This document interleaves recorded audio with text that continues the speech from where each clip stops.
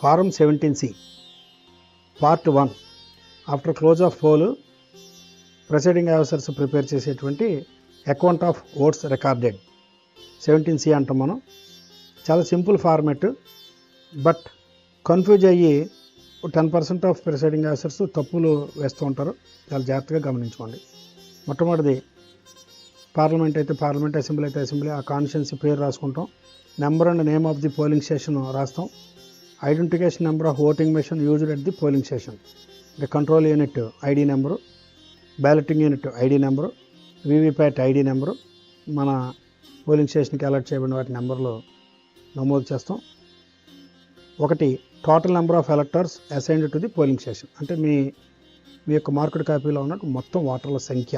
ఉదాహరణకి 1000 total number of voters as entered in the register for voters, అంటే 17A. 17A రిజిస్టర్లో serial number కింద వేసుకుంటూ వచ్చినటువంటి మొత్తం సంఖ్య ఎంత? 780. ఇలా last serial number 780. For example, number of voters deciding not to record votes under 49O. 49O అంటే వచ్చి ఓటు వేయకుండా వెనక్కి వెళ్ళిపోయినటువంటి వ్యక్తి ఓటర్ ఎవరైనా ఉంటే 1 ఉదాహరణకి. నెక్స్ట్ కాలము number of voters not allowed to vote under 49M, అంటే వచ్చాడు మనం ఇవ్వలేదు, సీక్రెసీ ఆఫ్ ఓటింగ్ దెబ్బతిందని మన ప్రిసైడింగ్ ఆఫీసర్ ఓటు ఇవ్వలేదు అతనికి, సో మనం నాట్ అలౌడ్ టు ఓట్ మాట. అది ఒక కేసు. ఈ రెండు కూడా 17Aలో మనం నమోదు చేసిన తర్వాత ఓటు ఇవ్వం మనం. ఒకడు ఓటు వేయకుండా వెళ్ళిపోతాడు, ఒకడు ఓటు ఇవ్వం మనం. ఈ కేసుల్లో 17A రిజిస్టర్లో సీరియల్ నెంబర్ దిద్దాం మనం. 17A రిజిస్టర్ సీరియల్ నెంబర్ దిద్దాం. సో ఆ రెండు ఇక్కడ నమోదు చేస్తాం, 1. 5 test votes recorded under rule 49MA require to be deducted.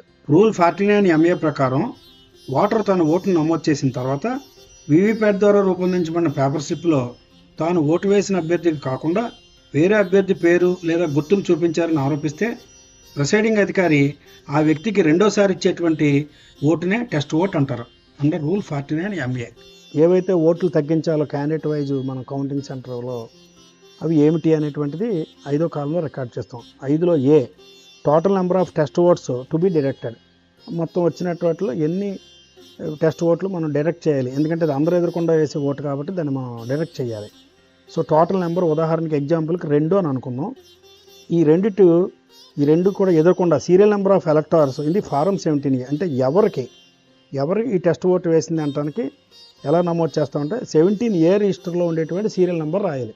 ఉదాహరణకి 17A రిజిస్టర్లో 325 అనేటువంటి సీరియల్ నెంబర్లో ఒకరికి టెస్ట్ ఓటు ఇచ్చాం. ఆ తర్వాత 570 అనేటువంటి ఒక వ్యక్తికి, ఒక ఓటర్కి టెస్ట్ ఓటు ఇచ్చాం. So total number 2, 325 serial number, 570 serial number అని రెండు కూడా అక్కడ నమోదు చేయాలి. 5లో B candidates for whom test vote are votes cast, అంటే ఏ అభ్యర్థికి ఈ 2 టెస్ట్ ఓట్లు పడ్డాయి. ఉదాహరణకి సీరియల్ నెంబరు, ఏం సీరియల్ నెంబర్ వేయాలి ఇక్కడ చాలా జాగ్రత్తగా గమనించండి. ఇక్కడ సీరియల్ నెంబర్ అనగానే 1, 2 వేస్తారు, 1, 2 కాదు. ఫారం 7Aలో అంటే మీ బ్యాలెట్ పేపర్ మీద ఆ అభ్యర్థి ఏ సీరియల్ నెంబర్లో ఉన్నాడో ఆ సీరియల్ నెంబర్ వేయాలి. ఫారం 7Aలో ఉండేటువంటి సీరియల్ నెంబర్ వేయవలెను. గమనించుకోండి. సీరియల్ నెంబరు ఫస్ట్ క్యాండిడేట్కి ఓటు వేసాం, టెస్ట్ ఓటు ఫస్ట్ క్యాండిడేట్కి వేశారు 1, సీరియల్ నెంబర్ 1 అంటే 7Aలో ఉండేటువంటి సీరియల్ నెంబర్, అంటే మీ బ్యాలెట్ పేపర్ మీద ఉండే సీరియల్ నెంబర్ అన్నమాట 1. ఏ నేమ్ ఆఫ్ ది క్యాండిడేట్ రాయాలి అక్కడ క్లియర్గా. నెంబర్ ఆఫ్ ఓట్స్ 1 కాస్ట్ అవుతుంది, టెస్ట్ ఓట్ 1 కాబట్టి 1. ఆ తర్వాత మళ్ళీ రెండో టెస్ట్ ఓట్ అన్నాం కదా మనం, అది ఉదాహరణకి 5వ క్యాండిడేట్కి పడింది, అంటే మన 7A ప్రకారం బ్యాలెట్ పేపర్ ప్రకారం 5వ సీరియల్ నెంబర్ వేయాలి అభ్యర్థి మాట అతను. సో 5 వేయాలి, అంటే 1, 5. ఈ అతనికి 1 ఓటు, ఈ 2 వివరాలు రాయాలి. ఈ కౌంటింగ్ సెంటర్లో ఈ 2 ఓట్లు ఆ ఇద్దరు అభ్యర్థులకి తగ్గిస్తారన్నమాట. 6th total number of votes recorded as per voting machine after closing of poll. Total button నొక్కి మనం ఈ కాలంలో మొత్తం ఓట్ల సంఖ్య అనేది నమోదు చేస్తాం. ఆ ఫిగర్ ఇక్కడ వేయాలి, 778.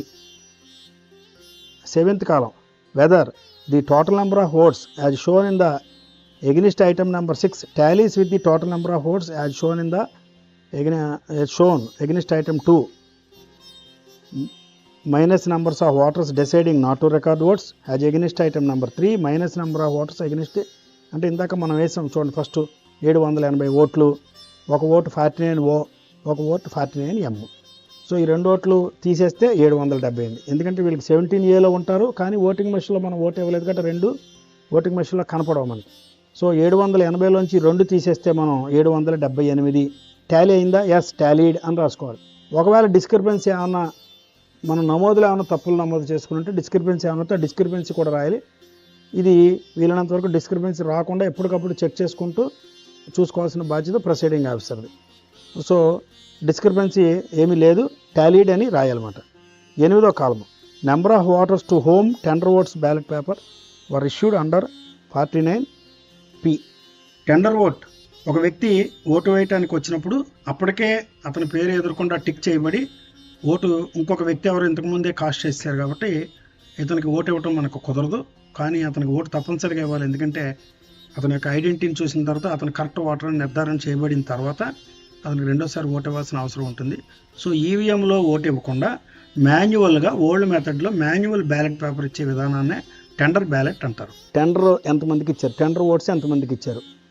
సే ఎగ్జాంపుల్ 3 ముగ్గురికి ఇచ్చాం మనం. Number of tendered ballot paper account అయ్యాలన్నమాట. మొత్తం రిసీవ్డ్ ఫర్ యూజ్ టోటల్ ప్రతి పోలింగ్ స్టేషన్కి 20 ఇస్తాం మనం. 20 ఫ్రమ్ టు 00001 to 00020 ఇలాగ ఫ్రమ్ టు వేసుకుంటాం మనం. ఇష్యూడ్ టు ఎలక్టర్స్ 3 ఇచ్చామనుకున్నాం కాబట్టి 3 అని వేసి ఆ ముగ్గురికి ఇచ్చినటువంటి బ్యాలెట్ పేపర్ సీరియల్ నెంబర్ వేసుకుంటాం. అంటే 1, 2, 3 ఇచ్చుకున్నాం అన్నమాట.